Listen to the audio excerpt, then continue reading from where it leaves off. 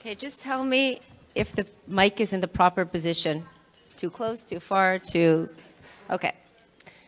There's one thing scarier than speaking in front of a crowd, and that's speaking in front of a crowd after Evan. Just saying, when I saw your name before mine, I already started to sweat. Okay.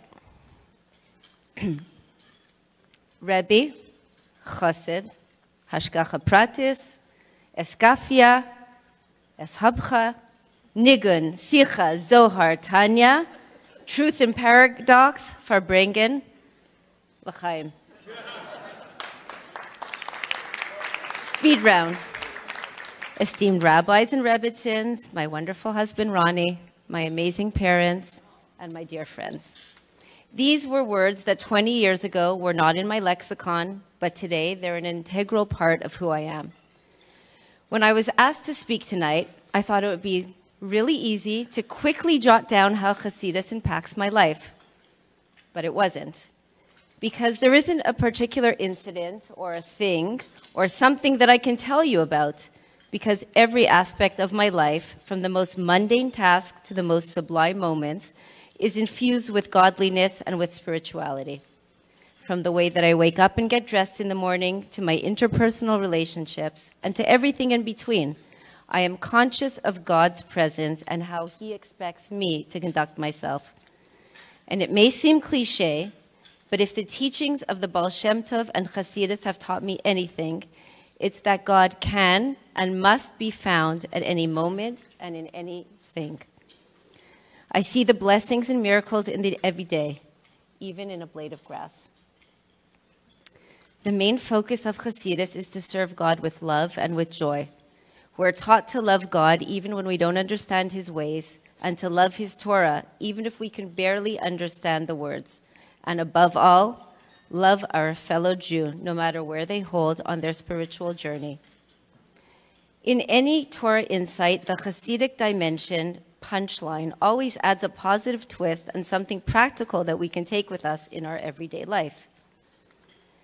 So here's an interesting analogy that I read about. At Mount Sinai, each one of us was given a spiritual backpack to take with us on our journey through history.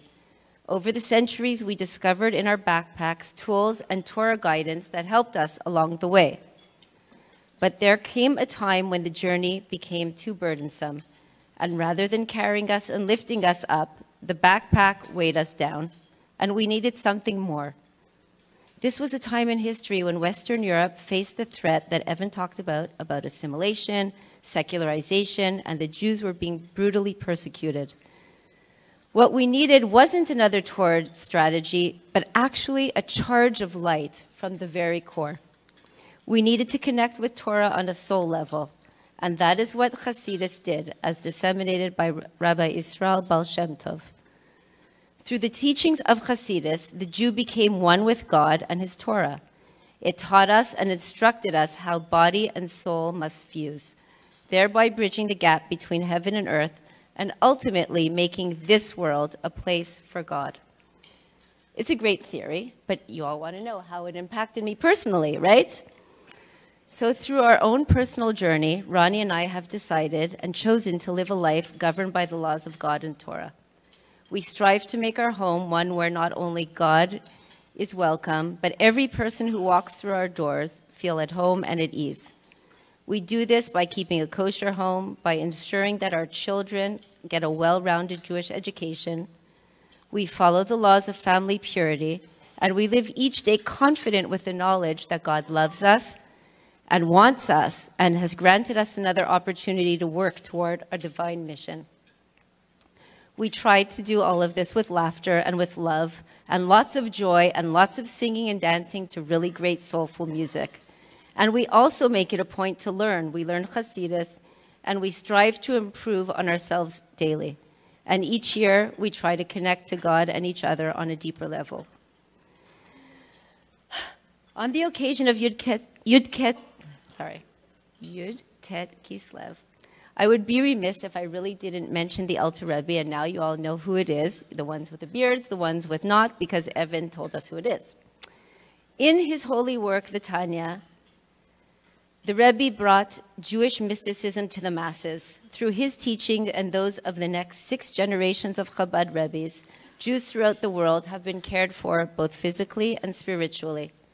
From the early years where agriculture and factories were set up to ensure the financial well-being of the local Jewish communities to today, where you can travel anywhere in the world virtually and have an easy access to kosher food, to mikvah, to prayer services, or just a friendly Hamish place to hang out.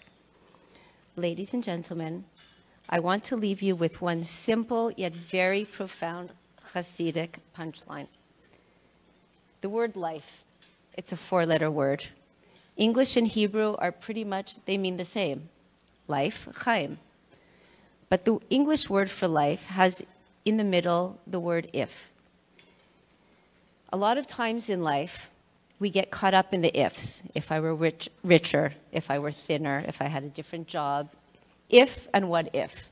And these tend to weigh us down. But the Hebrew word is chaim, and the 2 middle letters spell God's name, the 2 yuds. This is a sign for us that when we keep God in the center of our life, and God becomes the center, the focus, the focal point of everything around us, it helps us deal with the what-ifs. And this is where the true richness and meaning come from. Chassidus is not merely about learning Torah. It's about applying God and his wisdom to all aspects of our life. And therein lies the true joy and blessing. That's it.